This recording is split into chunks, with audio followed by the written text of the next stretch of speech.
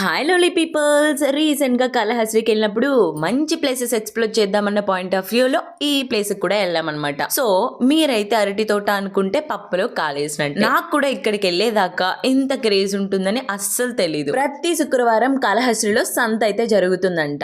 మీకైతే తెలుసా? నాకైతే అస్సలు తెలీదు. వెళ్ళేంత వరకు అసలు సంతలు ఇంకా జరుగుతున్నాయా అనిపించింది.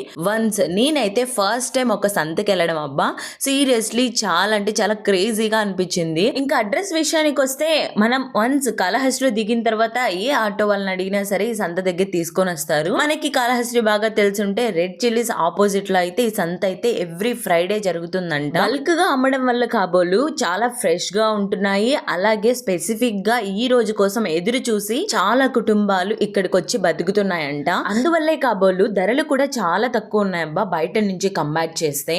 That's about today friends. Bye bye.